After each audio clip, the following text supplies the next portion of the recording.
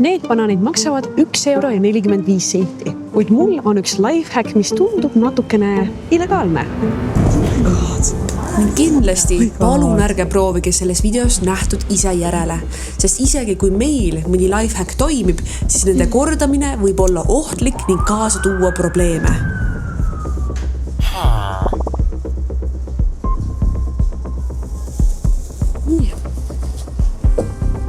Mul on sama palju söödavat materjali, kui nende hinnaks on vaid 85 senti. Seega peab olema soodsam. Mida ma nende kordaga teen? Oote korra. Mida ma teen nende kordaga? Nüüd lähme vaatame, kas need banaanid saame päriselt osta odavamalt, ehk siis kas see lifehack on lubatud või illegaalne. Let's go! Tere! Banaanid.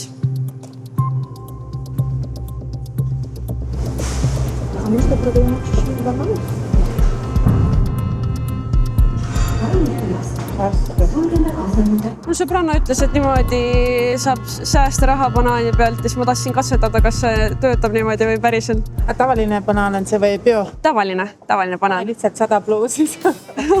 Aitäh teile. Ja kaardiga palun. Super. Võtaksin tšekiga palun. Aitäh teile. Aga igatahes sääsime me korde peal küll. Kuid see on vaid üks 3 lifehackist, mis tundub natuke illegaalne. Lähme järgmise juurde. Me oleme jõudnud teise lifehacki juurde, milleks on helkurvest.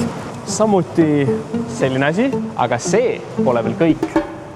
Sest et ma võtsin kaasa ka endale redeli. Seega lähme proovime, kas me saame täna tasuta kinno minna. Let's go! Tavai, me oleme valmis. Lähme sendima.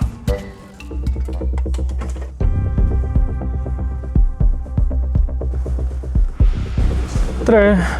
Kas mul oleks võimalik läbi saada? Mis jaoks? Muidu? Ma vaatan siin ühe lambile. Okei. Aitäh! Ma olin tõesti üllatunud, et mind lihtsalt nii sisse lasti. Kuid oht polnud veel möödas. Aga õnneks oli kinosaali number 3 uks lahti. Seega ma läksin uurima, et mis filmi ma siis täna näen. See oli ikka üks hea film.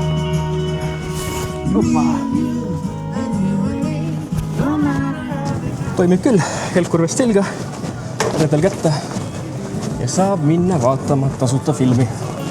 Aga see lifehack töötaski. Kuidas oli nagu sa ei kartnud midagi või? Mul oli täiega süda puperdas. Ma peaaegu tundsin, et ma puterdan oma sõnu, aga mul banaane kooris ka mõista.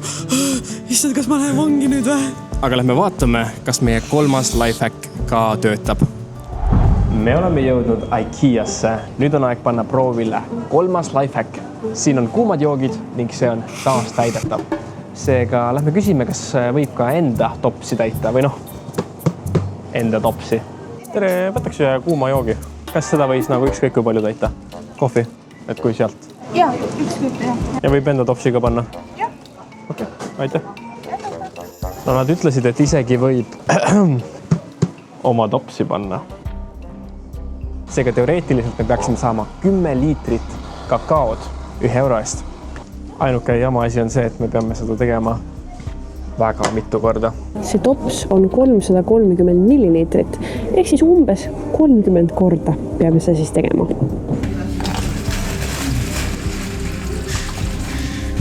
Tavai, 29 korda veel. Ja nii me täitsimegi tops topsi järel. Ja alati proovides jätta endast võimalikult enesekindel mulje, isegi kui seest oli tegelikult väga kõhe.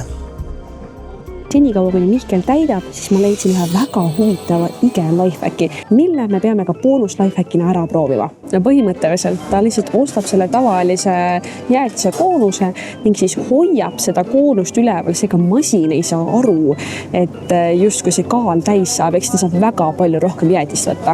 On aeg boonus lifehackiks. Ma pean väga hästi tegema seda. Hoia üleval niimoodi, et ta hakkab täiega üleval. No tuli vist veits rohkem, aga ma ei saanud sellega väga hästi hakkama. Ma arvan, harjutamise asi. Nii, meil on siin nüüd 2 jäätisekooni. Äkki mul töötab. Kõigepealt teeme ühe tavalise, et näha, milline see tavaline peaks olema. sest et siis meil on midagi, millega võrrelda. Selline on tavaline maasikajäätis. Nüüd ma panen selle siia sisse, lükkan siia sisse mündi ja olen valmis selle üles lükkama.